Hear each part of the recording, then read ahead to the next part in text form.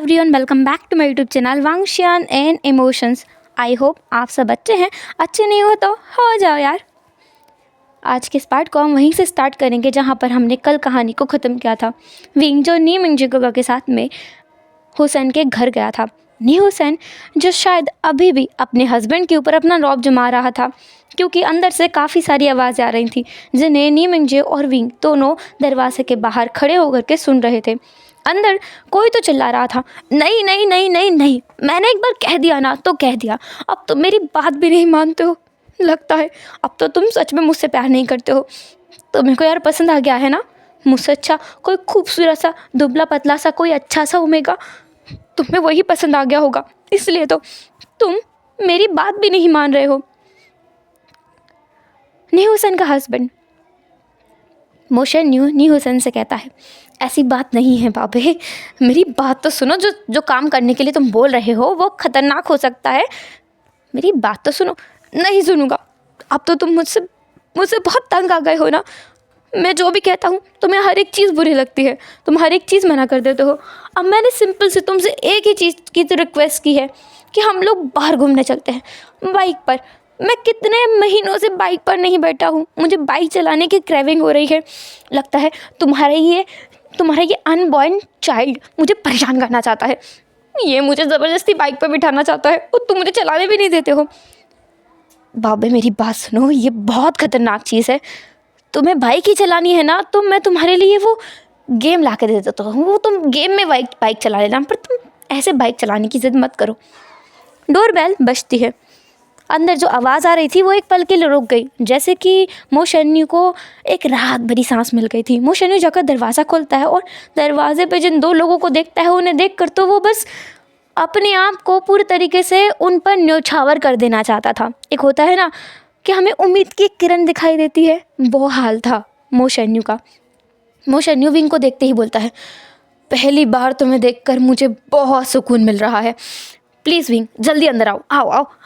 तग्गा आप भी आइए, मुझे पहली बार विंग को देखकर बहुत खुशी हुई है। विंग तुम बहुत समझदार हो, जाके इसे संभालो। मैं तंग आ गया हूँ तग्गा, मुझे लगता है मुझे पागल खाने जाना पड़ेगा, मेंटल हॉस्पिटल की मुझे बहुत ज़्यादा ज़रूरत है।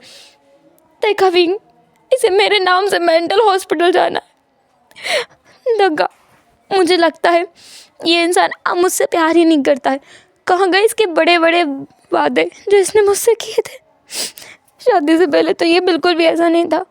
हम लोगों की अरेंज मैरिज हुई तो क्या हुआ, पर इसने फिर भी मुझसे इतने सारे वादे किए थे, एक भी नहीं निभा पा रहा है। विंग नी हुसैन की तरफ देखता है, फिर एक बार मोशन्यू की तरफ।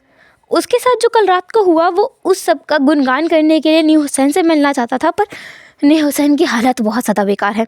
तो विंग नी हुसैन के पास जाते हुए बोलता है, हुसैन तुम्हें क्या करना है जिसकी वजह से तुम मेरे खड़ूस से ब्रदर इन लॉ से लड़ रहे हो? पता है विंग, मैंने इससे कहा कि मुझे बाइक पर घूमना है, मेरा बहुत मन कर रहा है, पर इसने मना कर दिया। इसका बेबी मुझे परेशान करता रहता है, मुझे अंदर से किक करता है, पर मैंने कभी शिकायत की क्या? बोलो की क्या? दगा ये रोज़ शिकायत करता है। देखा विंग, अब ये मेरी शिकायत भी कर रहा है। अब तो बिल्कुल प्यार नहीं रहा मुझसे इसे। विंग मुझे अपने साथ अपने घर ले चल, मैं नहीं रहूँगा इस अल्फ़ा के साथ में। तू सही कहता है, सारे अल्फ़ा बेकार होते हैं, एकदम बेकार।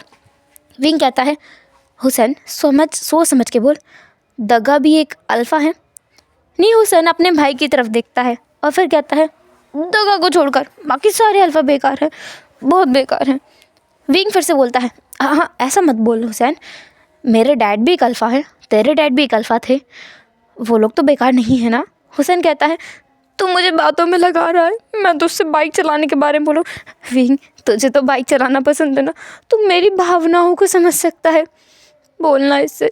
मुझे भी बाइक चलानी है, मुझे बहुत मन हो रहा है बाइक चलाने का। विंग को ऐसा लग रहा था कि वो किस शुभ मुहूर्त में यहाँ आया है, उसे यहाँ आना ही नहीं चाहिए था, वो यहाँ आकर के फंस गया है।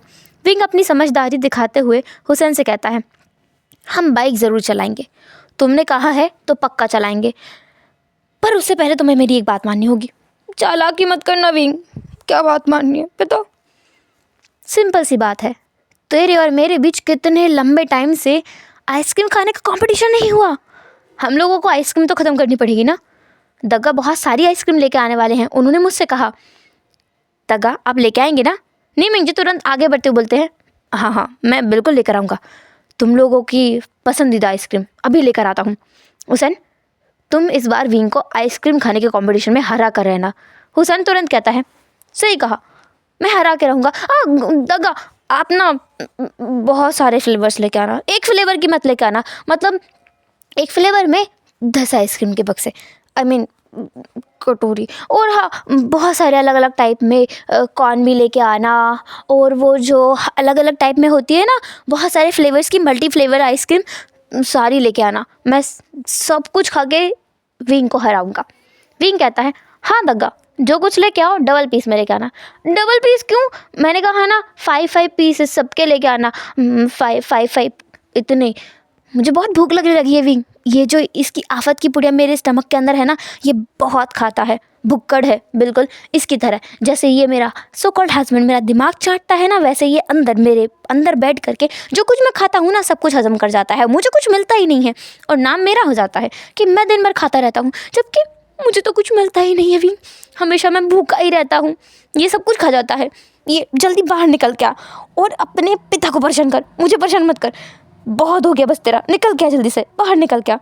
विंग न्यू हुसैन की तरफ देखता है और उसके हाथ को जेंटल वे में पकड़ते हुए बोलता है, हुसैन वो तो तभी बाहर निकलेगा जब उसकी डेट आएगी, उससे पहले अगर तू उसे बाहर भी निकालेगा ना तो तुझे बहुत प्रॉब्लम होगी।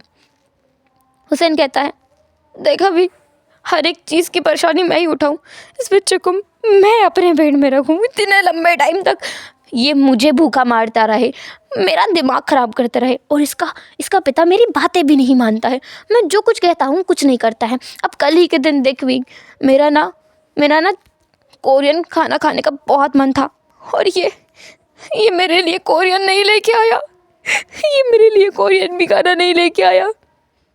मो शेन्यू कहता है, विंग मैंने बहुत ढूंढा पर जो इसने मांगा था वो नहीं मिला, तो मैं जापानीज़ खाना ले आया।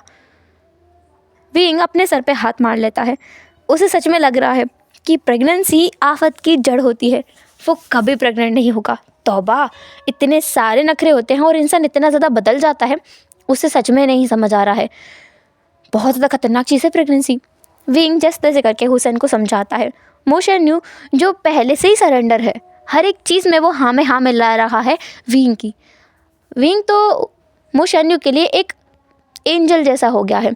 जब भी विंग आता है तब हुसैन को संभालने में मो शेन्यू को आसानी हो जाती है। फाइनली नीमिंग जे बहुत सारी आइसक्रीम का पिटारा लेकर आए थे, जिन्हें सब लोगों ने मिलकर खाया, और विंग का प्लान यहाँ काम कर गया, क्योंकि आइसक्रीम ख़त्म करने के बाद में हुसैन को नींद आने लगी थी और नींद के चलते वो सो गया। फिर विंग जो मो शेन्यू की तरफ देखते हुए बोलता है, इसके सामने बाइक का जिक्र मत करना, वरना हो सकता है फिर से चलाने की बात करें। दग्गा, क्या प्रेगनेंसी में ओमेगा इतना ज़्यादा वियर्ड बिहेव करते हैं? क्या इतना ज़्यादा क्रीपी हो जाते हैं? इसे तो ये भी नहीं समझ आ रहा है कि इसके स्टमक में बच्चा है। अगर ये बाइक चलाएगा तो ऑब्वियसली इसे और इसके बच्चे को नुकसान होगा, और ये चला भी नहीं सकता है, इसके तो पैर तक नहीं पहुँचेंगे नीचे तक, तो फिर ये ऐसी जिद कर ही क्यों सकता है? नीमिंग जे विंग की तरफ देखते हुए बोलते हैं, यही हाल होता है विंग, जब हम किसी नए इंसान को इस दुनिया में लाने वाले होते हैं। तुम्हें क्या लगता है ये काम इतना ज़्यादा आसान है? अगर इतना आसान होता तो दुनिया का हर एक इंसान इस काम को कर पाता। तुम्हें पता है विंग, हर एक इंसान ओमेगास को कमज़ोर समझता है, पर मेरी नज़रों में वो सबसे ज़्यादा ताकतवर होते हैं। देख रहे हो हुसैन को, उसका मन नहीं लगता है कहीं, हमेशा चक्कर आते रहते होंगे, भूख लगती रहती होगी, मूड स्विंग्स होते हैं, हार्मोन चेंज होते हैं, फिर भी वो इस बच्चे को बिल्कुल नुकसान नहीं पहुंचने देता है। तुमने देखा पूरे टाइम उसने अपने स्टमक पे कितने सिक्योरली अपने हाथ को ग्रैब कर रखा था। ये एक मदर की पावर होती है।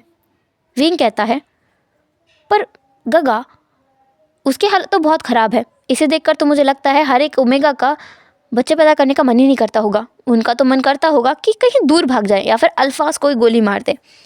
नीमिंग जे हंसते हुए बोलते हैं, ऐसा नहीं होता है विंग, तुम्हें ये चीज़ तब समझ आएगी जब तुम्हारा कोई, गगा प्लीज़ ऐसा कुछ मत बोलना। मैं जो सुनना नहीं चाहता हूँ वो अगर आपने बोल दिया तो मुझे गुस्सा आ जाएगा, और मैं आपसे अभी लड़ना नहीं चाहता हूँ। मेरा दिमाग पहले से बहुत ख़राब है, मैं फिर से नहीं चाहता हूँ। नीमिंग कहते हैं, अरे तुम तो इतनी जल्दी गुस्सा हो गए। मैंने तो सुना था तुमने शादी की है, वो भी अपनी मर्ज़ी से, तो फिर ये सब तो होगा ही ना। विंग कहता है, बिल्कुल नहीं होगा। वो इसलिए क्योंकि मैं बहुत जल्दी डाइवोर्स लेने वाला हूँ। मेरी शादी को भी 1.5 महीना हुआ है, 4.5 महीने बाद मैं डाइवोर्स ले लूँगा और बस फिर उस अल्फ़ा से मेरा पीछा छूट जाएगा। नीमिंग हैरान भरी आंखों से विंग को देखते हैं और कहते हैं, विंग तुम्हें पता भी है तुम क्या बोल रहे हो? तुम कह रहे हो तुम उस अल्फ़ा से डाइवोर्स ले लोगे जिससे तुमने अभी अभी शादी की है। विंग कहता है, हाँ, मेरे पेरेंट्स मुझे परेशान करके रखे हुए थे, हमेशा शादी कर लो शादी कर लो, एक ओमेगा अल्फ़ा के बिना नहीं रह पाता है। आपको पता भी नहीं है दग्गा, मैं कितना ज़्यादा परेशान हो गया था।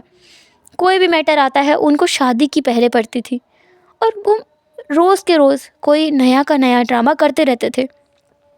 आप समझ भी नहीं सकते कि मेरे ऊपर मेंटली कितना ज़्यादा प्रेशर था इन सब चीज़ों से बचने का, और मुझे इन सब चीज़ों से निकलने के लिए बस एक ही रास्ता मिला, वो था एक फ़ेक मैरिज करना। तो मैंने कॉन्ट्रैक्ट मैरिज की है। नीमिंग हैरान थे। वो कहते हैं, तुमने मुझे पहले बताया क्यों नहीं? इतना सब कुछ हो गया और मुझे तुम अब बता रहे हो विंग? कौन है वो अल्फ़ा? मैंने उसे अब तक देखा तक नहीं है। क्या होगा अगर वो तुम्हें डाइवोर्स ना दे? और तुम्हें पता है ना? विंग कहता है, पता है दग्गा, वो अल्फ़ा इतना भी बुरा भी नहीं है। इतना बुरा नहीं है तो फिर उसे एक मौका क्यों नहीं देते? वो इसलिए क्योंकि वो खुद अल्फ़ा नहीं चाहता है एक मौका देना इस रिश्ते को। वो खुद चाहता है कि मैं उससे दूर रहूँ, जितना हो सकता है उतना। वो किसी और को पसंद करता है, एंड जिसे वो पसंद करता है वो भी एक अल्फ़ा है। नीमिंग पजल्ड हो गए एक मिनट के लिए। फिर उन्होंने कहा, तो उसने तुम्हें ये प्लान बताया और तुम इस पर एग्री भी कर गए? विंग कहता है, हाँ, लेकिन बात वो नहीं है, बात कुछ और है। नीमिंग कहते हैं, मुझे सब कुछ बताओ विंग, मैं सब कुछ जानना चाहता हूँ। तुम्हारी ज़िंदगी में क्या चल रहा है मुझे ही नहीं पता है। तुम तो अपनी पूरी ज़िंदगी ख़राब कर लोगे ऐसे। विंग कहता है, ख़राब तो पहले ही हो चुका है सब कुछ, अब कुछ बचा ही नहीं ख़राब होने के लिए। पर खैर, आप सुनिए। विंग जिस दिन उसकी शादी हुई थी उस दिन से लेकर के कल रात तक के इंसिडेंट को सब कुछ बता देता है नीमिंग को, बिना किसी फ़िल्टर के सब कुछ बता देता है, हर एक चीज़ को बयां कर देता है। नीमिंग कहते हैं, क्या सच में? उन लोगों की हिम्मत कैसे हुई तुम्हारे ऊपर हाथ उठाने की? मैं अभी जाके उन्हें बताता हूँ, ऐसे कैसे वो किसी भी ओमेगा पर हाथ उठा सकते हैं? विंग कहता है, गलती मेरी भी है, मैं मानता हूँ उस समय भावनाओं का खेल होता है। जो लोग अपने आप को ज़्यादा स्ट्रांग दिखाते हैं दरअसल वो ज़्यादा कमज़ोर होते हैं। मुझे लगता है मेरे ब्रदर इन लॉ के साथ यही परेशानी है। वो खुद को जितना स्ट्रांग, कोल्ड, हार्श दिखाता है, लगता है इमोशनली उतना ही अनस्टेबल है। इसलिए मेरी कुछ बातें उसे इतनी चुभ गई कि उसने मुझे थप्पड़ मार दिया। पर डोंट वरी, मैंने भी उतनी ज़ोर से उसे थप्पड़ मारा था, मेरे खुद के हाथ में दर्द होने लगा था, पता है आपको? मुझे बर्फ़ लगाना पड़ा था। नीमिंग को शांति तो नहीं मिली, लेकिन वो पॉइंट ऑफ व्यू समझ पा रहे हैं उस अल्फ़ा का जिसने विंग को चांटा मारा। लेकिन ये हक तो उसके हस्बैंड का ज़्यादा था। पर क्या कह सकते हैं, कभी कभी इमोशंस में इंसान बहुत ज़्यादा बहक जाता है, उसी के चलते ये हो गया होगा। नीमिंग कहते हैं, पर विंग ये बहुत गलत है। जब तुम्हारे मॉम एंड डैड को पता चलेगा तो उन पर क्या बीतेगी? तुम सोच भी रहे हो, फिर ज़्यादा परेशानी खड़ी हो जाएगी। विंग कहता है, वही तो मैं सोच रहा हूँ, और उनकी नज़रों में सचिन एक बहुत अच्छा इंसान है। विंग, जैसे सचिन की फैमिली की नज़रों में तुम एक बहुत गलत इंसान बन गए हो, वैसे ही तुम्हारी फैमिली की नज़रों में सचिन को एक गलत इंसान बनाना होगा, तो तुम्हें बात करनी होगी अपने हस्बैंड से। विंग कहता है, उसे मेरा हस्बैंड बुलाना बंद कीजिए दग्गा, आप उसे उसके नाम से बुलाइए, मेरा हस्बैंड मत कहिए, मुझे बहुत इरिटेशन होती है।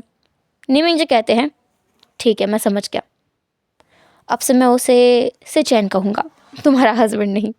विंग कहता है, ऑल राइट, पर मेरा मूड अब बहुत ठीक है, मुझे लगता है मुझे घर जाना चाहिए। वैसे भी बहुत ज़्यादा आइसक्रीम खा ली है तो लगता नहीं है कि मैं डिनर करने वाला हूँ।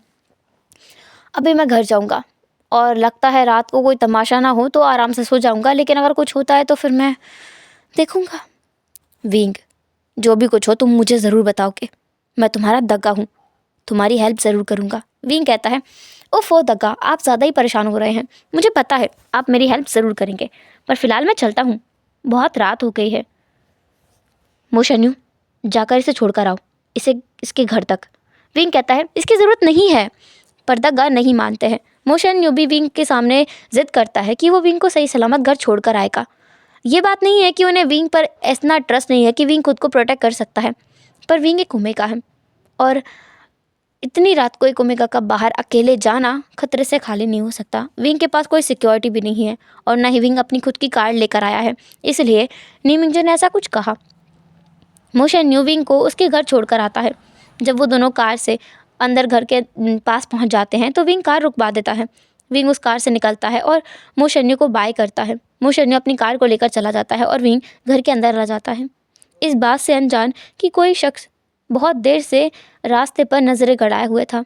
और जैसे ही वो कार उस घर के अंदर आई थी, उस इंसान की नज़रें एकदम बड़ी बड़ी हो गई थी। और विंग बाहर निकल के जब किसी इंसान को बाय करता है और फिर अंदर आता है, तब भी वो नज़रें बस विंग के ऊपर गड़ी हुई थी। विंग जब अंदर आता है घर के, क्योंकि अब उसके पास स्पेयर कीज़ हैं, वो उस कीज़ से दरवाज़ा खुलता है, अंदर आता है बिना डोरबेल को बजाए और अंदर आके वो देखता है।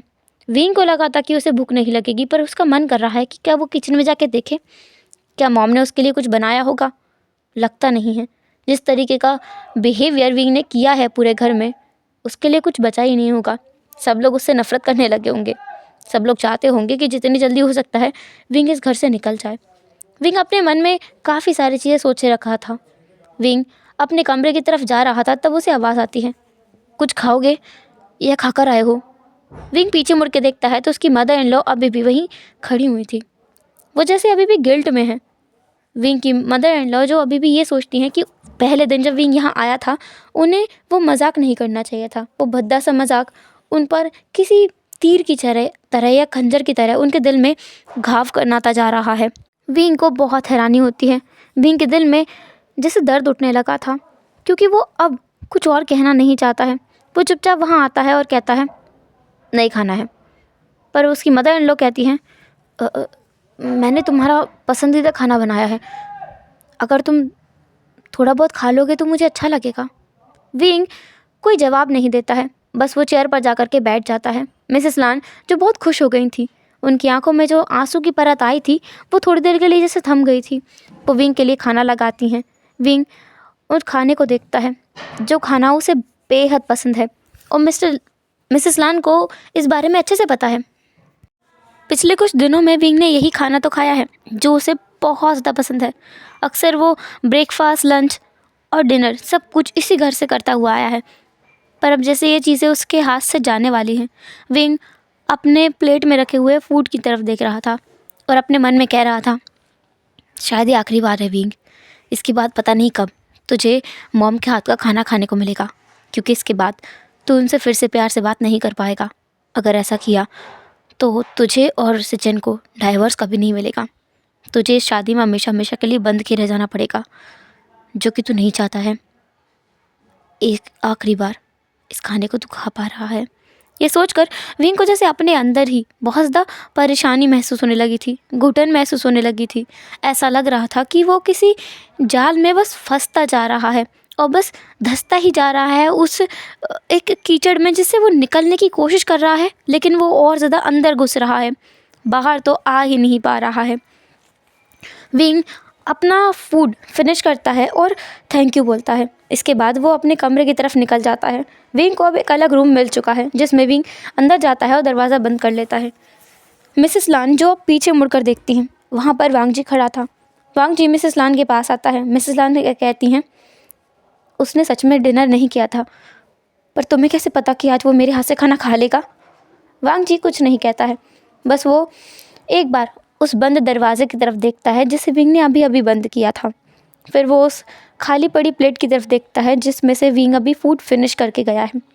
एंड देन फिर वो अपनी मॉम की तरफ देखता है और उनकी आंखों में देखते हुए बोलता है बस ऐसे ही। इतना बोलकर वांग जी अपने कमरे की तरफ चला जाता है। पूरे टाइम वो विंग का वेट कर रहा था। जब से उसने देखा है कि विंग किसी अल्फ़ा के साथ था, तब से वो इंतज़ार कर रहा था कि कब वी बुशान घर वापस आएगा। और वांग जी को ऐसा इसलिए लगा क्योंकि जब भी हम किसी ऐसे इंसान के आसपास होते हैं जिससे हमें बात करके थोड़ा ठीक लगे, या फिर कोई नया इंसान या बहुत पुराना इंसान, तो हमारा मन थोड़ा ठीक हो जाता है। और फिर हम अच्छे से रिएक्ट कर पाते हैं, सोच समझ पाते हैं, चीज़ों को प्रोसेस कर पाते हैं। वांग जी ने बस एक अंदेशा लगाया था कि विंग का मूड थोड़ा ठीक होगा तो वो आज डिनर ज़रूर करेगा घर आकर, क्योंकि उसे पता है विंग को उसकी मॉम के हाथ का खाना बहुत पसंद है। मिसेस लान जितना अच्छा कुक करती हैं, उसके कुकिंग की तारीफ़ विंग ने अपने घर पर तक की है। इसकी वजह से वांग जी को इतना पता है कि विंग ये जो कुछ भी कर रहा है ना, उसके पीछे एक वैलिड रीज़न है जिसे वांग जी समझ नहीं पा रहा है और ना ही कोई और इंसान समझ पा रहा है। इतना उसे समझ आ चुका है, तो अब वो किसी भी मैटर में खुद को घसीटना नहीं चाहता है, स्पेशली विंग के किसी भी मैटर में। वांग जी अपने रूम में जा कर के सो गया था। नेक्स्ट डे मॉर्निंग में विंग की नींद बहुत देर से खुलती है। कल रात को उसने कुछ ज़्यादा ही खा लिया। बाहर से भी आइसक्रीम का पिटारा वो बांध कर अपने पेट में लेके आया था, और घर आकर भी उसने अपनी मॉम के हाथ का बना हुआ खाना लालच में आकर के बहुत ज़्यादा खा लिया, ये सोचते हुए कि अगली बार उसे पता नहीं कब ये खाना खाने को मिलेगा। विंग मॉर्निंग में जल्दबाजी में उठता है, रेडी होता है, क्योंकि उसका शेड्यूल बिगड़ जाएगा। उसके फ़ोन में काफ़ी सारे मिस कॉल्स थे सॉन्गलान के। विंग अपने फ़ोन को अपने कानों से लगाते हुए, अपने बैग को लेकर और अपने शू लेज़र को एडजस्ट करते हुए अपने पैरों से सीढ़ियों से नीचे उतरते हुए बोलता है, हाँ ठीक है, रीशेड्यूल करो उसे, सारी मीटिंग्स को रीशेड्यूल करो, मैं जल्दी पहुंच जाऊंगा। मैंने कहा रीशेड्यूल कर दो सब कुछ, गॉट इट। ऐसा बोलकर विंग अपना फ़ोन काट देता है। विंग के शू लेसेस जो खुले हुए थे, उनमें विंग का पैर अचानक से सीढ़ियों पे अटक जाता है और विंग गिरने वाला था, पर विंग को 2 मजबूत बाहें थाम लेती हैं, जिसकी वजह से वो गिरने से बच गया। विंग को लगा था कि वो गिरेगा, उसका सर फूटेगा या फिर उसके हाथ पैर टूट ही जाएंगे। आज तो लगता है आज वो ऑफिस नहीं सीधे हॉस्पिटल जाएगा, इमरजेंसी वार्ड में जा कर के एडमिट हो जाएगा। विंग के दिमाग ने इतने से टाइम में इतना सब कुछ प्रोसेस कर लिया था, पर जब उसे लगता है कि वो तो गिरा ही नहीं, बल्कि वो तो किसी मजबूत बाहों के बीच में जकड़ा हुआ है, तब विंग अपनी आंखें खोलकर सामने देखता है, अपना सर उठाकर, और अपने फेस के पास में इतने करीब लान वांग जी को पाकर विंग की सांसें एक पल के लिए जैसे रुक ही गई थी, और विंग की आंखें वांग जी की उन गोल्डन आईज में कहीं खो गई थी। पर ये जो आई कांटेक्ट था, ये कुछ सेकंड्स के लिए था। वांग जी तुरंत होश में आया था और उसने विंग को सीधा खड़ा किया। विंग वांग जी की तरफ देखते हुए बोलता है, थैंक्स। पर वांग जी कुछ नहीं कहता है, बल्कि वो तो नीचे की तरफ झुकने लगता है। विंग को लगता है कि वांग जी उसे पैरों से पकड़ के नीचे खींचेगा, तो विंग एक सीढ़ी ऊपर की तरफ उछक जाता है, पर वांग जी उसकी एक्सपेक्टेशंस के बिल्कुल उलट विंग की लेस को बांधने लगता है। विंग के शू लेसेस को बहुत अच्छी तरीके से टाई करने के बाद में वांग जी विंग की तरफ देखता है और कहता है, केयरफुल फ्रॉम नेक्स्ट टाइम। ऐसा बोलकर वांग जी सीढ़ियों से फिर नीचे उतर जाता है। विंग को नहीं पता है कि ये सब कुछ कैसे हुआ, उसका ध्यान क्यों नहीं गया, पर विंग जो नीचे उतर के आ रहा था, मिसेस लान वहीं खड़ी हुई थी, सिया भी वहीं पर है, लेकिन कोई और वहाँ नहीं है। सिया विंग की तरफ देखते हुए बोलती है, आप ठीक तो है ना गगा? विंग को बहुत गिल्ट महसूस हो रहा था। पिछली बार उसने जब सिया से चिल्लाकर चीख कर बातें की थी, उसके बाद से तो उसका मन इतना ज़्यादा खट्टा हो गया था कि वो क्या बताए। पर अभी वो सच में सिया से झगड़ा नहीं करना चाहता है। इतनी स्वीट सी लड़की से कोई कैसे झगड़ा कर सकता है, कोई कैसे इसे बातूनी और पता नहीं क्या क्या विंग ने कहा वो कह सकता है। विंग अपने आप को काबू में करते हुए बोलता है, सिया कहती है, आप ब्रेकफास्ट करेंगे? मैंने ब्रेकफास्ट नहीं किया है अभी। सिया ब्रेकफास्ट कर चुकी है अपनी पूरी फैमिली के साथ में, वांग जी भी कर चुका है, वो तो आज कुछ लेट हो गया है। असल में ना चाहते हुए भी वांग जी का ध्यान बार बार विंग की तरफ खींचा चला जा रहा है। उसे जानने की बहुत इच्छा हो रही है कि अचानक विंग बदल क्यों गया, लेकिन एट द सेम टाइम वो अपनी बाउंड्रीज़ में जकड़ा हुआ है, जिसकी वजह से वो डायरेक्ट जा करके विंग से पूछ नहीं सकता, बस उसे दूर से नज़र में रख सकता है। इसी के चलते वो जानबूझकर आज कुछ लेट हो गया था, और जब उसने देखा कि विंग कमरे से कितने जल्दबाजी में हड़बड़ी में बाहर आ रहा है, अपना दरवाज़ा बंद करते हुए विंग के हाथ में जो फ़ोन है उसे अपने कानों से लगाकर अपनी फ़ाइल को अपने बैग में एडजस्ट करते हुए उसके शू लेसेस भी वो एक दूसरे के पैर से आगे खिसकाते हुए आ रहा है, तो वांग जी सीढ़ियों पर चढ़ते हुए बस यही संभालने के लिए गया था, और उसका ऐसा करना कामयाब भी हुआ, क्योंकि विंग सच में उन शू लेसेस में बीत करके नीचे गिरने वाला था, और वांग जी ने उसे सही समय रहते बचा लिया। वांग जी जब विंग को अपनी बाहों में अचानक से थाम लेता है, ऐसा उसका कोई इंटेंशन नहीं था। वो बस विंग को वहाँ रोक करके ये बोलता कि पहले या तो बात कर लो या फिर अब तैयार हो जाओ। लेकिन इसका उल्टा ही कुछ हो गया। अनएक्सपेक्टेडली विंग फिसला और वांग जी ने उसे ज़बरदस्ती जल्दबाजी में अपनी बाहों के अंदर समेट लिया। फिर जब वांग जी ने देखा कि विंग उसकी आंखों में देख रहा है तो वांग जी को लगा कि जैसे बहुत गलत कुछ हो गया है। वांग जी बस विंग से दूर हो गया, लेकिन उसका ध्यान विंग के शू लेसेस पर था। क्या पता ये क्लमजी सा इंसान फिर से इन शू लेसेस में उलझ करके नीचे की तरफ गिर जाएगा और फिर पक्का ये हॉस्पिटल में ही नज़र आएगा। तो वांग जी खुद से उसके शू लेसेस को बांध करके वहाँ से चला आया था और उसने ये भी देखा कि विंग ने आज सिया से कोई बदसलूकी नहीं की, बस हाँ रूडली कहा था और ठीक है कहा था, इसके अलावा और कुछ नहीं। विंग ब्रेकफास्ट किए बने ही वहाँ से चला गया, क्योंकि उसने कल रात को ही डिसाइड कर लिया था कि वो मिसेस लान के हाथ का बना हुआ कुछ भी नहीं खाएगा, चाहे कितना ही मन क्यों ना करे। क्योंकि अगर उसने ऐसा किया तो उनके बीच की जो कड़वाहट है वो ख़त्म हो जाएगी, और अगर ऐसा हुआ तो उसका प्लान फेल हो जाएगा। जो इसने इतनी मेहनत की है, इतनी मेहनत से इतना गंदा तरीके से रायता फैलाया है ना, वो सब कुछ साफ़ हो जाएगा। वो ऐसा नहीं चाहता है। ये फैमिली बहुत अच्छी है। विंग को खुद से नफ़रत होने लगी है अब कि कोई व्यक्ति इतना अच्छा कैसे हो सकता है, वो भी विंग जैसी हरकतें कर रहा है उसके साथ। नहीं, ये फैमिली सच में एक एंजल का परिवार लगता है उसे।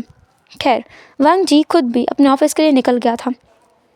विंग अपने ऑफिस आवर्स में वही एक सीन बार बार उसके दिमाग में बस आए जा रहा था, जब वो सीढ़ियों से गिरा था और वांग जी ने उसे थाम लिया था। विंग इतना ज़्यादा खोया हुआ था कि वो उस फाइल को चेक करना ही भूल गया जो पिछले 3 घंटे से उसके सामने रखे हुए है। और सॉन्गलैन उस फाइल को लेने के लिए कम से कम 4 चक्कर काट चुका है विंग के ऑफिस के। 5वीं बार विंग के कमरे में नॉक होता है। विंग कहता है कम इन। सॉन्गलैन कॉफ़ी का कप लेकर के अंदर आता है, एक खुद के लिए और एक विंग के लिए। वहीं ला करके वो बाकी सारे 8 कप के साथ में जो कॉफ़ी के कप विंग सुबह से पी चुका है उसके पास में उसे रखता है और कहता है योर कॉफ़ी सर। विंग कहता है विंग उस कॉफ़ी के मग को उठाता है और अपने होठों से लगा कर एक सिप लेता है। फिर वो तुरंत ही सॉन्गलैन की तरफ देखता है और कहता है ये क्या है? शुगर वाली कॉफ़ी, पर मैं तो बिना शुगर की लेता हूँ। हाँ, पर लगता है आज मेरा बॉस काम करने के मूड में नहीं है, तो मैं बस आपको होश में ला रहा था। माय डियर बॉस, आपकी मीटिंग्स मैंने सारी कैंसिल कर दी हैं, पर आपको फाइल्स चेक करनी होगी और आप 3 घंटे से एक ही फाइल लेके बैठे हैं। विंग उस फाइल की तरफ देखता है, फाइल भी उसने उल्टी पकड़ी हुई है। विंग कहता है हाँ, ओह गॉश। सॉन्गलैन, मुझे एक बात बताओ, अगर कोई चीज़ तुम्हारे दिमाग में अटक जाती है और तुम उसे बार बार निकालने की कोशिश कर रहे हो, लेकिन फिर भी वो चीज़ तुम्हारे दिमाग में बार बार आती जा रही है, जैसे मूवी का कोई सीन हो गया वैसा कुछ, तो उससे कैसे रिड ऑफ पाया जाए, कैसे छुटकारा पाया जाए, बताओ। सॉन्गलैन विंग के करीब आ जाता है और कहता है आपके दिमाग में क्या अटक गया है? क्या किसी से लड़ाई हो गई है? विंग कहता है तुम्हें सच में यही लगता है कि मैं हर किसी से लड़ता घूमता रहता हूँ? हाँ, खैर तुम जाओ, मैं फ़ाइल चेक करके भेजता हूँ। सॉन्गलैन बस विंग को एकटक देखता रहता है।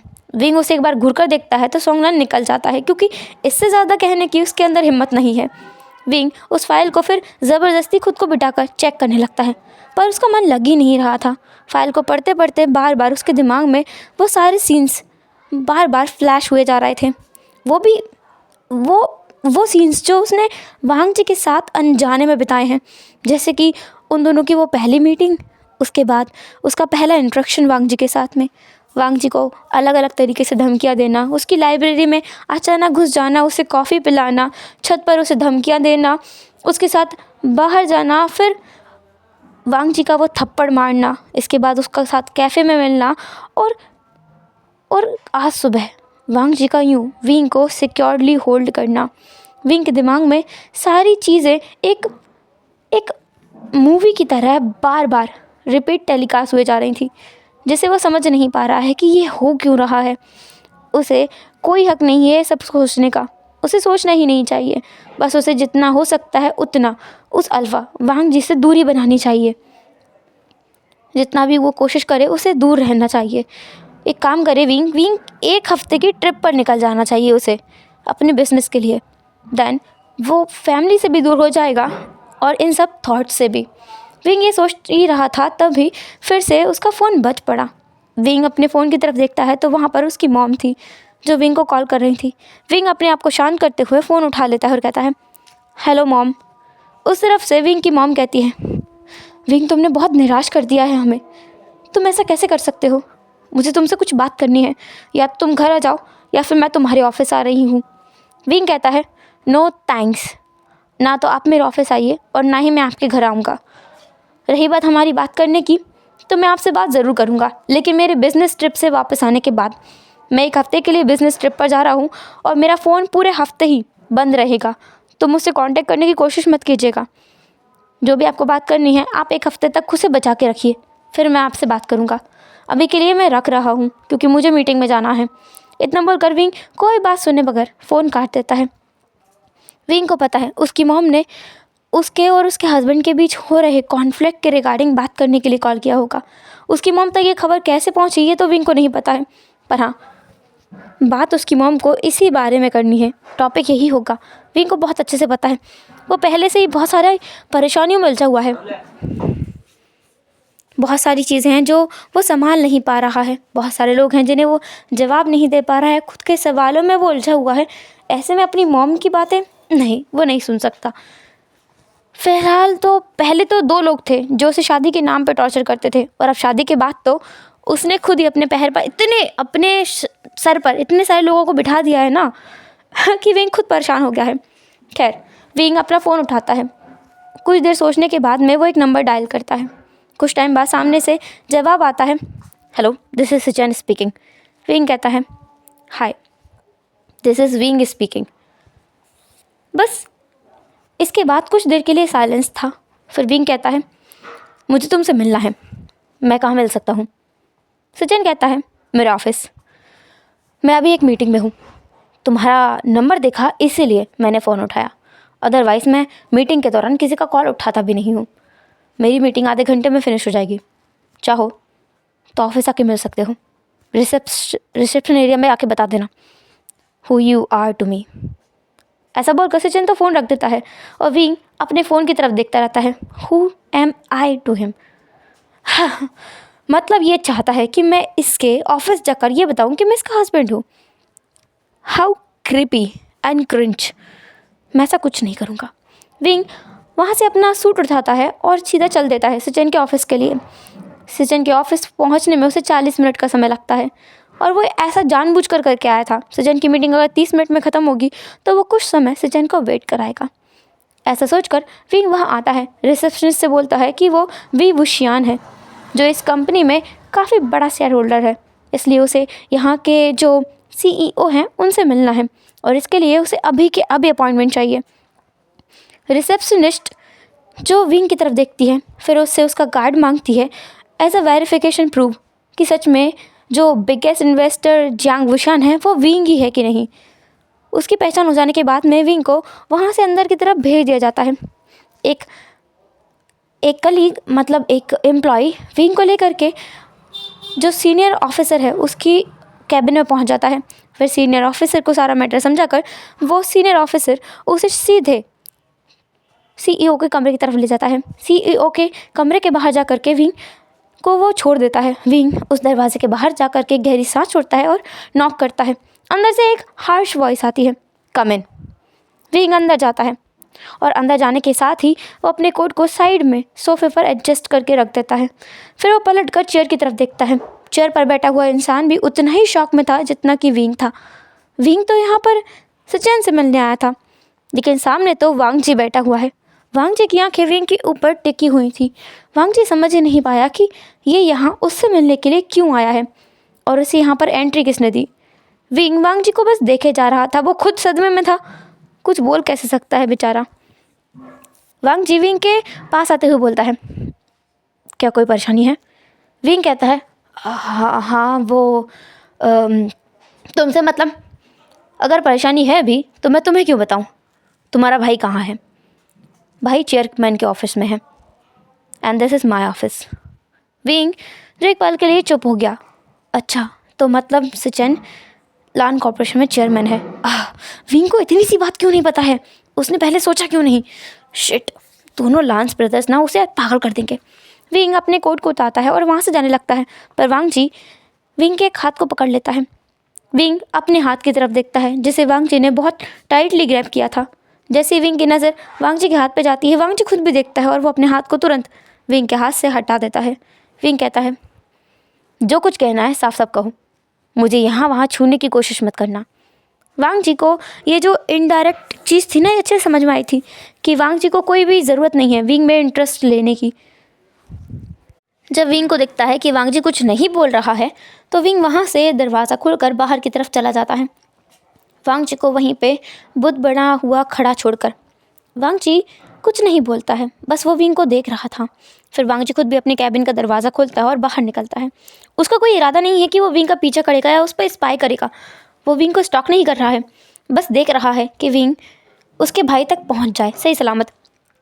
जब वो देखता है कि विंग तो इधर उधर भटक रहा है, वो तो दूसरे डायरेक्शन में जा रहा है, चेयरमैन के ऑफिस की तरफ नहीं, तो वांग जी एक शाय करता है और फिर एक एम्प्लॉय को बुलाता है और कहता है कि जो सामने सर हैं उन्हें सीधा चेयरमैन के ऑफिस तक लेके जाए। तो वो एम्प्लॉय जाता है और विंग को चेयरमैन का ऑफिस का रास्ता दिखाता है। विंग को पता है इस एम्प्लॉय से किसी ने तो कुछ तो कहा होगा, वरना ये खुद से तो विंग के पास आकर के उसे रास्ता नहीं बताता, क्योंकि इसने खुद आकर के सीधे कहा था, आप चेयरमैन का रास्ता ढूंढ रहे, आप चेयरमैन के कैबिन का रास्ता ढूंढ रहे हैं, तो वो वहाँ से है। विंग पीछे मुड़ के देखता है तो वो देखता है कि एक इंसान जल्दबाजी में कहीं छुपने की कोशिश कर रहा है। विंग को ये देख करके हंसी आ गई, क्योंकि इस चक्कर में उस इंसान का सर एक दीवार से टकरा गया था जो कि ग्लास वॉल थी।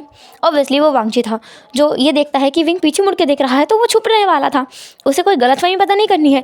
लेकिन इस चक्कर में एक क्लमजी सी हरकत हो जाती है जो वांग जी के साथ कभी नहीं हुआ, वो होता है उसका सर उस ग्लास वॉल पे लगता है और हल्का सा फूट जाता है। वांग जी अपने सर को मलते हुए विंग की तरफ देखता है। विंग एक स्माइल कर रहा था, उसे हंसी आ गई थी ना। विंग वांग जी के पास आते हुए बोलता है, थैंक्स। ऐसा बोलकर वो उस रास्ते की तरफ चला जाता है जहाँ से उस एम्प्लॉय ने कहा था कि विंग को चेयरमैन का जो कैबिन है उस जगह पर मिलेगा।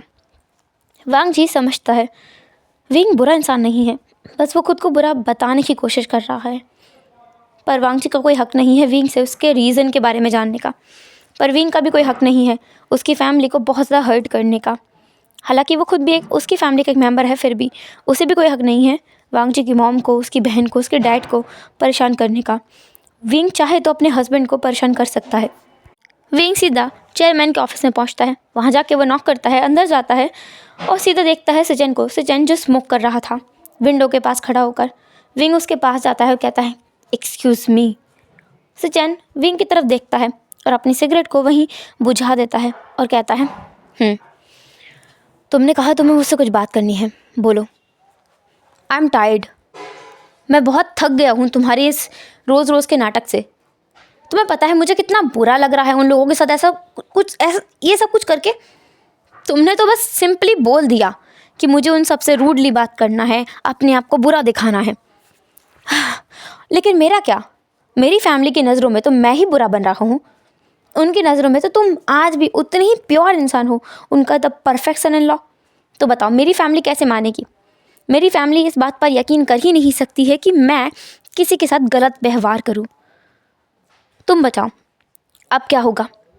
सचिन कहता है, तो क्या मैं तुम्हारी फैमिली के सामने जाकर गलत बर्ताव करूं? तुम्हें उनके सामने जाकर थप्पड़ मारूं, या फिर तुम्हें गालियां दूं, या उनके सामने तुम्हें पीटूं? तुम्हें लगता है तुम ये सब कुछ करोगे और मैं तुम्हें ऐसे ही करने दूंगा? सचिन कहता है, इसके अलावा और कोई रास्ता नहीं है मेरे पास उनके सामने गलत बनने का।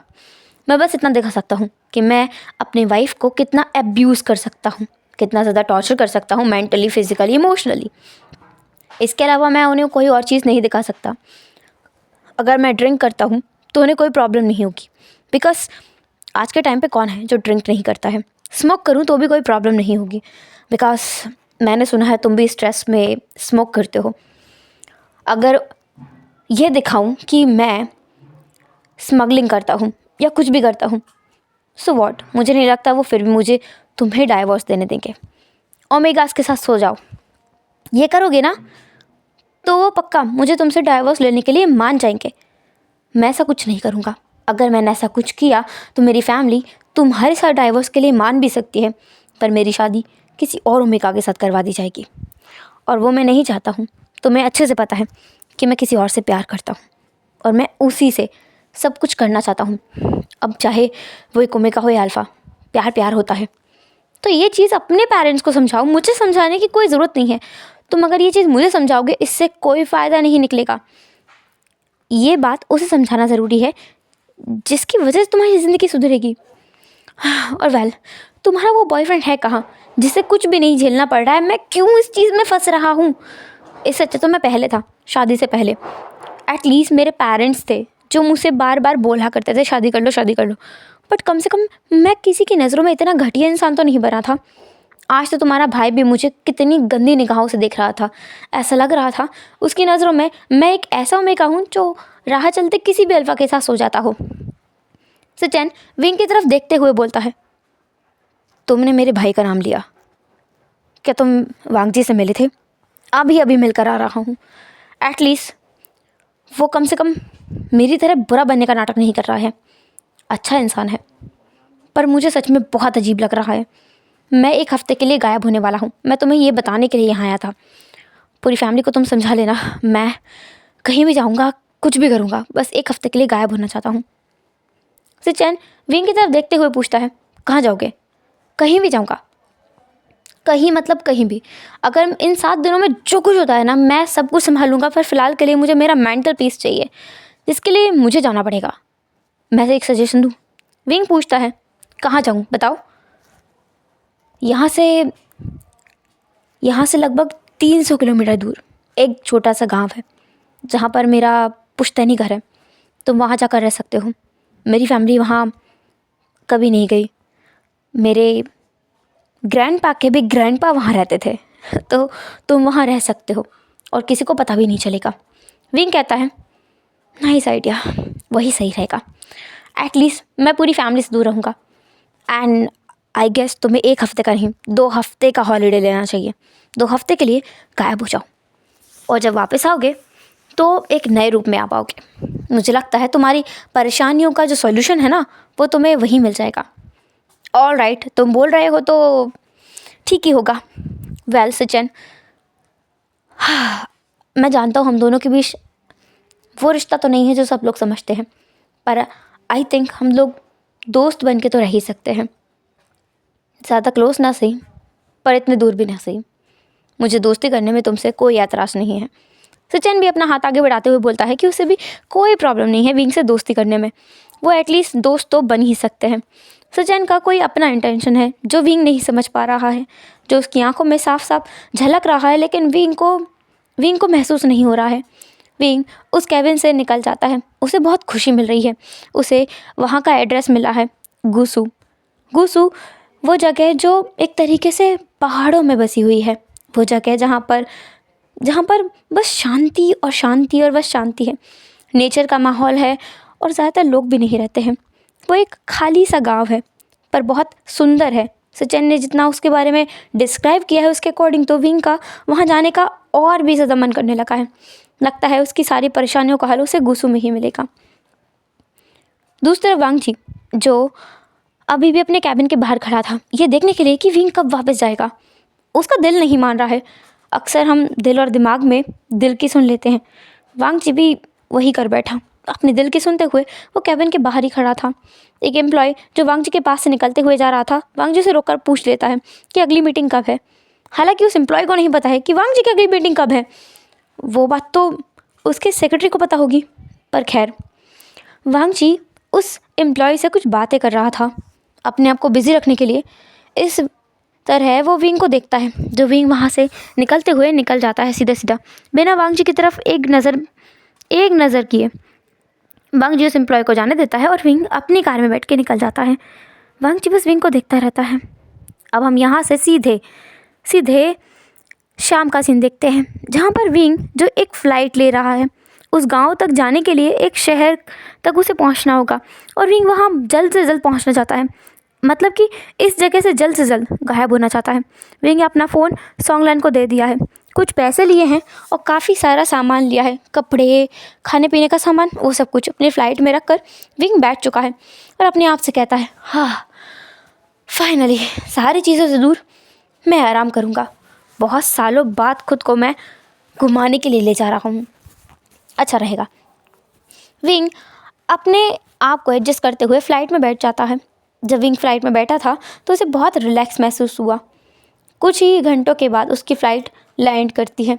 विंग अपना सामान उतारता है और बाहर की तरफ जाता है, जहाँ पर ऑलरेडी कोई उसका इंतज़ार कर रहा था। एक टैक्सी ड्राइवर, जिसे शायद सिचेन ने ही अरेंज किया था, क्योंकि सिचेन ने कहा था कि वो विंग के रहने का सारा इंतज़ाम कर देख लेगा और उसके लिए कुछ सर्वेंट्स का इंतज़ाम भी कर देगा। तो वो शायद वही था, क्योंकि यहाँ से अब कोई भी साधन विंग को नहीं मिलने वाला है, उसे इसी टैक्सी से जाना होगा। तो वहाँ एक टैक्सी खड़ी हुई थी जिसमें विंग का सामान लोड किया जाता है और वो टैक्सी ड्राइवर विंग को अपनी टैक्सी में बिठाकर वहाँ से ले जाने लगता है। विंग उस टैक्सी ड्राइवर से पूछता है, क्या तुम्हें सचिन ने भेजा है? टैक्सी ड्राइवर बोलता है, ये सर, मुझे सचिन सर ने ही भेजा है। एक्चुअली मेरी जॉब भी उनकी वजह से ही लगी थी। पर सर, मुझे समझ नहीं आया, आपके पास तो खुद की कार होगी, तो फिर आप लोगों ने टैक्सी क्यों बुक की है? मुझे नहीं पता है, मैं आपको इस चीज़ का जवाब दे सकता हूँ। वो क्या है ना, मुझे अक्सर लोगों के सवालों के जवाब देने में मज़ा आता है, पर कोई मुझसे सवाल पूछता ही नहीं है, तो मैं उन्हें ऐसे ऐसे तर्क दे देता हूँ कि उनके पास सवालों की बौछार हो जाए। विंग हंसते हुए बोलता है, काइंड ऑफ इंटरेस्टिंग। तो बताओ, क्यों मेरे लिए कार नहीं आई? क्योंकि जहाँ आप जा रहे हैं वहाँ कार नहीं रखी हो सकती है, पहाड़ी इलाका है, और तो और आपका सामान भी ऊपर तक ले जाने में मुझे आपकी मदद करनी पड़ेगी। आपको भी आपके बैग्स उठाने पड़ेंगे सर। विंग कहता है, सीरियसली? मतलब हमें वहाँ कार ले जाने को नहीं मिलेगी? तुम्हारी टैक्सी वहाँ नहीं जाएगी? वो टैक्सी ड्राइवर कहता है, नहीं जाएगी सर, क्योंकि पहाड़ी का इलाका है ना, और सचिन सर का घर बहुत ऊंचाई पर है। वहाँ तक जाने के लिए हमें सीढ़ियाँ चलनी पड़ेंगी, वो भी 500 सीढ़ियाँ। विंग सुनकर हैरान था। उसने कहा, क्या 500 सीढ़ियाँ? मुझे सचिन ने ऐसा कुछ भी नहीं बताया। 500 सीढ़ियाँ चढ़कर ऊपर जाना है? हाँ, मज़ा आएगा। वो ड्राइवर एकदम से हैरान हो गया। उसने कहा, आपको मज़ा आएगा सर? हाँ, ऑफ कोर्स, मैंने अपने शहर में ऐसा कुछ भी नहीं देखा है, मुझे सच में इंटरेस्टिंग लग रहा है। ये ट्रिप तो बहुत ज़्यादा थ्रिलिंग होगी। ओके, चलो फिर जल्दी जल्दी। विंग की मन की बात बिल्कुल सही हुई। विंग को यहाँ पर बहुत मज़ा आ रहा था। सीढ़ियाँ चढ़ते हुए भी विंग को बहुत मज़ा आ रहा था, क्योंकि इतनी सीढ़ियाँ उसने आज से पहले कभी नहीं चढ़ी हैं। सामान उठाते उठाते उसकी कमर में मोच आने को हो गई थी, पैर दुखने लगे थे और हाथों ने तो जवाब दे दिया था। वो लोग ऊपर चढ़ते हुए कई बार रुक गए थे, कई जगह बैठ गए थे, और जितना वो ऊपर चढ़ रहे थे उतना ही विंग को और भी ज़्यादा बहुत कुछ चीज़ें नज़र आ रही थी, जैसे कि ऊपर पहाड़ी पर काफ़ी ज़्यादा बर्फ़ जमी हुई है। विंग पूछता है, यहाँ बहुत ज़्यादा बर्फ़ क्यों है? ये बहुत ऊपर का इलाका है सर, इसलिए यहाँ पर बहुत सारी बर्फ़ है। अभी तो आपको ऊपर बादल भी दिखाई देंगे, इसलिए तो इस जगह का नाम क्लाउड रेसेस है। विंग बोलता है, इसका मतलब बादलों का घर। हाँ, अच्छा ही है। चलो चलो, एक तो बहुत ठंड लग रही है, ऊपर से ये सारा सामान। सर, आपको चढ़ने में इतनी परेशानी हो रही है, आप उतरेंगे कैसे? क्योंकि मैं तो सामान उतरवाने के लिए नीचे नहीं हूँगा, और फिर आप टैक्सी कैसे बुलाएंगे? यहाँ तो नेटवर्क भी नहीं आता है। क्या? अभी मैं आया ही हूँ, वैसे भी जाने में 2 दिन बाकी हैं, जब मैं जाऊँगा तब देखूँगा। फ़िलहाल मुझे ऊपर पहुँचना है और कुछ गर्म कपड़े निकालने हैं। हालांकि सचिन ने बताया था कि यहाँ बहुत ठंड होगी, तो कुछ गर्म कपड़े लेकर आना है, पर मैंने इतना ध्यान ही नहीं दिया। सर कोई बात नहीं, ऊपर जो उनका बड़ा सा मेंशन है ना, वहाँ पे आपको सारा सामान मिल जाएगा। मेंशन है ऊपर? हाँ, पूरा महल है वहाँ पर, राजमहल, उनका पुश्तैनी घर जो है। ये बातें करते करते विंग सीधा ऊपर पहुँच चुका था, क्लाउड रशेस के बड़े से आलीशान मेंशन में। पूरा मेंशन पूरा की पूरा साफ वाइट कलर का था, साफ साफ सफ़ेद। उस सफ़ेदी में विंग का तो जैसे सर चकरा रहा था। विंग का फेवरेट कलर ही ब्लैक है, और यहाँ पे सब कुछ वाइट है। चलने की ज़मीन, मतलब बर्फीली ज़मीन जो एकदम सफ़ेद है। यहाँ का महल बिल्कुल सफ़ेद। ऊपर से यहाँ के जितने भी लोग हैं ना, सब ने सफ़ेद कपड़े पहन रखे हैं। ऊपर से उस टैक्सी ड्राइवर ने भी सफ़ेद ही कपड़े पहन रखे हैं, और उसकी टैक्सी भी सफ़ेद थी। विंग अचानक पूछता है, गौर करते हुए, यहाँ पर सब लोगों ने सफ़ेद कपड़े क्यों पहने हैं? सर, यहाँ का नियम है, क्लाउड रेसेस में सब लोग सफ़ेद रंग के कपड़े पहनते हैं, पर आप यहाँ से बिलोंग नहीं करते हैं ना, तो आपको ये नियम फॉलो करने की कोई ज़रूरत नहीं है। ये तो यहाँ की मान्यता है। वैसे आप यहाँ आए हैं तो यहाँ का पुश्तैनी जो मंदिर है वो देखने भी ज़रूर जाइएगा। वहाँ ऐसा माना जाता है कि जो भी ओमेगा वहाँ जाता है उसे अपने दिल का राजकुमार, या कहो अपना सोलमेट मिल जाता है। विंग हंसते हुए बोलता है, अच्छा, ऐसी बात है, मैं भी देखूँगा मेरा कौन सोलमेट है जो मुझे मिल जाएगा और मेरे साथ रहेगा भी। मैं भी देखता हूँ। जी सर, वैसे आपका सामान रख दिया है, अब आप अपने महल में जा सकते हैं। आपके सर्वेंट्स आपको सारा रास्ता दिखा देंगे। विंग उस टैक्सी ड्राइवर को बाय बोल देता है। वो वहाँ से चला जाता है और विंग ऊपर आ जाता है। विंग जब उस महल के अंदर जाता है तो वो हैरान था देखकर, ये महल वाकई बहुत ज़्यादा खूबसूरत है। जितना उसे बाहर ठंड लग रही थी उतना ही अच्छा और गर्माहट जैसा माहौल है अंदर, क्योंकि अंदर दरवाजे बंद हैं और ऐसा ऐसा लगता है कि यहाँ पर आग जलाई गई है। एक बड़ी सी चिमनी है जिसमें बहुत सारी आग जलाई गई है और ये धुआं भी जैसे पता नहीं कहाँ गायब हो जा रहा है, क्योंकि विंग को बाहर कोई भी काला धुआं निकलते हुए महसूस ही नहीं हुआ, दिखाई ही नहीं। विंग अंदर जाके और चलता जा रहा था तब वो किसी से टकरा जाता है। वो सर्वेंट इतना डर गया कि उसने कहा, सर सर मुझे माफ़ कर दीजिए, गलती हो गई है। वो लड़की बहुत डर गई थी। विंग उसे देखकर बोलता है, अरे अरे कोई बात नहीं, कोई बात नहीं, कोई बात नहीं, तुम्हारी गलती नहीं है, गलती तो मेरी है, मैं ही देख के नहीं चल रहा था, इस समय इतना खो गया था कि मैं कुछ देख ही नहीं पाया। वो लड़की अपना सर हाँ में हिलाती है और बोलती है कि कोई बात नहीं सर। विंग उस लड़की को देखते हुए बोलता है, वैसे तुम यहीं रहती हो? वो लड़की कहती है, जी सर मैं यहीं रहती हूँ। वैसे आप यहाँ नहीं रहते हैं, मुझे ऐसा लगता है कि आप बाहर से आए हैं। वैसे ये तो बहुत हैरानी की बात है कि एक दिन में शहर से 2-2 लोग आ गए हैं महल में रहने के लिए। विंग हैरान भरी आंखों से पूछता है, 2? पर मैं तो अकेला आया हूँ। नहीं नहीं सर, आपसे पहले भी कोई आया था और उन्होंने कहा कि वो इस घर के मालिक हैं। हाँ, तो मैं इस घर के मालिक का बहुत बहुत करीबी दोस्त हूँ।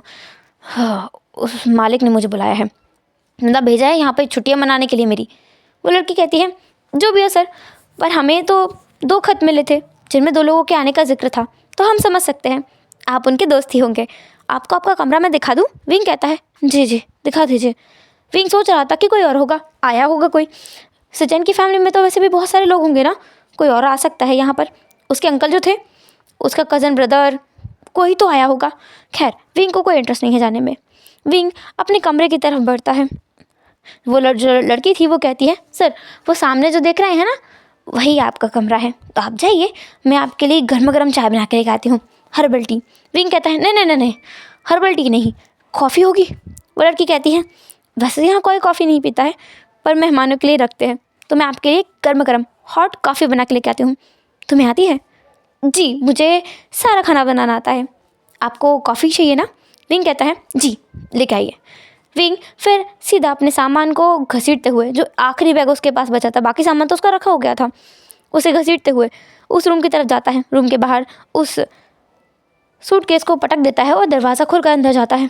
अंदर जाकर वो सीधे बेड पर लेट जाता है। विंग बहुत थक गया है, ऐसा उसे महसूस हो रहा था। उसकी पूरी बॉडी जैसे अकड़ गई है। इतनी सारी सीढ़ियाँ चढ़कर उसके पैर तो उसे महसूस ही नहीं हो रहे हैं। अब तक तो वो चल ही रहा था, अब तो लगता है वो चल भी नहीं पाएगा। विंग वहीं लेटा हुआ था और कब उसकी आंखें लग जाती हैं उसे पता ही नहीं चला।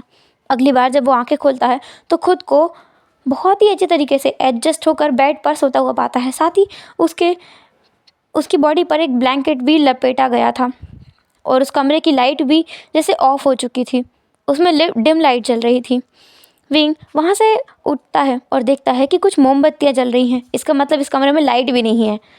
खैर विंग उस जगह से उठता है, अपने आप को उठाता है और देखने लगता है रूम की हालत कि वो कहाँ पर फ्रेश होने जा सकता है। पास ही में एक और कमरे का दरवाज़ा दिख रहा था, जिससे वो अंदर जाता है तो पता चलता है कि ये बाथरूम है।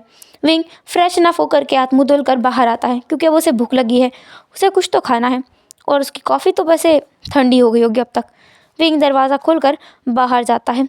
सीढ़ियों से नीचे उतरते हुए जब वो आ रहा था तो एक जाना पहचाना सा शख्स उसे सामने नज़र आता है। उस लिविंग एरिया में, जो महल का बड़ा सा एरिया है ना, वहाँ पे एक इंसान उस लड़की के साथ खड़ा था जिससे विंग मिला था। विंग वहाँ जाकर देखता है तो ये वांगजी था, जिसे देखकर विंग को 140 वोल्ट का झटका लगा था। वांगजी को खुद झटका लगा है विंग को देखकर।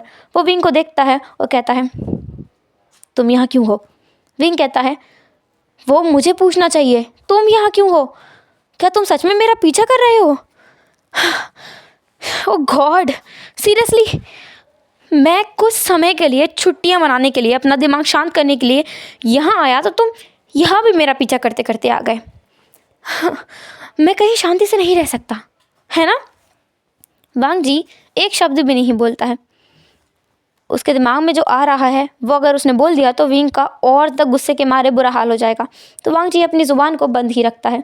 पर वो लड़की कहती है, सर आप इतना चिल्लाइए नहीं, यहाँ पे ज़्यादा ज़ोर से बातें करना किसी को भाता नहीं है, और बाहर वैसे भी गांव में बहुत सारे लोग रहते हैं, अगर वो आ गए तो मुसीबत हो जाएगी। विंग कहता है, क्या बाहर कोई रहता भी है?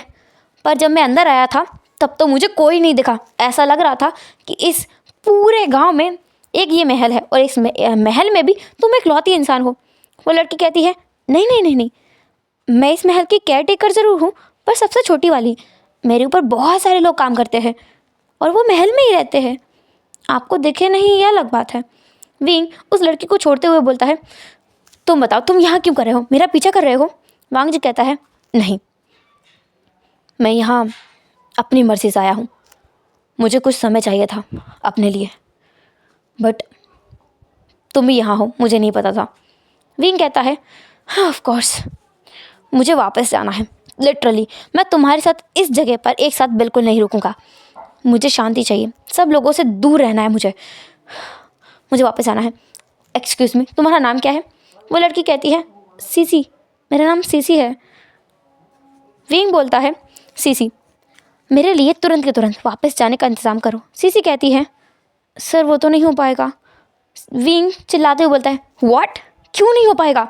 एटलीस्ट नीचे कार तो होगी ना, मैं सीढ़ियाँ उतर के चला जाऊँगा। सीसी कहती है, आपको नीचे कोई नहीं मिलेगा। दरअसल हम लोग कभी गांव से बाहर जाते ही नहीं हैं, बस खेती करने के लिए नीचे नीचे तरफ जाते हैं, जहाँ पर हरी हरी घास आपको दिखी होगी वहीं तक। उसके नीचे हम लोग कभी गए ही नहीं। और अगर आपको वापस शहर जाना है तो इंतज़ार करना होगा अगली चिट्ठी का। हम चिट्ठी भेज देते हैं लिखकर, आपके लिए गाड़ी आ जाएगी नीचे, पर उसे आने में भी 6 दिन का समय लगेगा। विंग कहता है, क्या? पता नहीं मैं क्यों सिचन की बात मानकर यहाँ आया। फिर विंग अपने दिमाग में कहता है कि अगर ये इंसान यहाँ रहता भी है तो इससे फ़र्क ही क्या पड़ता है, विंग इसे नहीं देखेगा। और वैसे भी विंग को सब लोगों से ब्रेक ही चाहिए था ना, तो ठीक है। और वैसे भी इस जगह पर अगर उसे कोई पहचान का नहीं मिला ना इंसान, तो विंग बिना बात किए मर जाएगा। तो वांग जी की तरफ देखते हुए विंग कहता है, ठीक है, तुम भी यहाँ रहो, मैं भी यहाँ ही रहता हूँ। वैसे भी 2 हफ्ते की बात है, इसके बाद तो मैं वैसे ही वापस चले जाऊँगा। तुम्हें रुकना हो तो तुम रुक सकते हो। सीसी, मेरे लिए तुमने हॉट कॉफ़ी बनाई थी? सीसी कहती है, बनाई थी सर, पर आप जाके सो गए थे तो मैं कैसे देती। और हाँ, आप गलत रूम में चले गए हैं, वो इनका कमरा है, आपका नहीं। आपका तो उनके बगल वाला कमरा था। विंग कहता है, ऑल राइट। वांग जी बीच में बोलता है, नॉट ऑल राइट। तुम उस कमरे में रह सकते हो, मुझे कोई प्रॉब्लम नहीं है, पर मुझे प्रॉब्लम है। मैं तुम्हारे कमरे में क्यों रहूं? मेरे लिए जो अरेंज किया गया है मैं उसी में रहूँगा। मुझे किसी का भी हक मारने का कोई शौक़ नहीं है। एटलीस्ट मैं किसी और का कोई भी चीज़ लेना पसंद नहीं करता हूँ, और जो मेरा है मैं उसे छोड़ना बिल्कुल बर्दाश्त नहीं कर सकता। तो मेरे लिए जो प्रिपेयर किया गया है मैं उसी में जाके रहूँगा। सीसी, क्या तुम मेरी हेल्प करोगी? शायद मेरा लगेज भी इसी कमरे में होगा। सीसी कहती है, नहीं नहीं सर, आपके सारे कपड़े और बैग मैंने आप ही के कमरे में रख दिए हैं, आप अपने कमरे में जा सकते हैं। विंग कहता है, ठीक है। वेल, तुमने कुछ खाने के लिए बनाया है? बहुत भूख लगी है। सीसी कहती है, हाँ सर, खाना बिल्कुल तैयार है, आप दोनों चल करके खाना खा सकते हैं। विंग और वांग जी दोनों निकल जाते हैं अब खाना खाने के लिए। विंग ने मन बना लिया है, कुछ हो वो 2 हफ्ते तक यहाँ रुक जाएगा। एटलीस्ट 6 दिन तो उसे रुकना ही पड़ेगा, जब तक कि उसके लिए वो कार का इंतज़ाम नहीं हो जाता है। जब तक वो नीचे पहुँचेगा तब तक तो पता नहीं क्या हो जाएगा। और इतनी सीढ़ियाँ दोबारा उतरना, वो भी अभी के अभी रात में, विंग के लिए पॉसिबल नहीं है। विंग जो पूरा का पूरा डिनर फिनिश करता है, विंग का पेट एकदम फूल गया था, क्योंकि इतने दिनों बाद उसने घर का कुछ खाया है, वरना तो वो बाहर का ही खाना खा रहा था। जब से उसने अपने घर में कलेश किया है तब से वो सुबह का ब्रेकफास्ट, दोपहर का लंच और रात का डिनर बाहर ही तो कर रहा है, जिसकी वजह से उसे थोड़ी फूड सिकनेस भी होने लगी थी। पर अब जाकर के उसे थोड़ा अच्छा महसूस हुआ।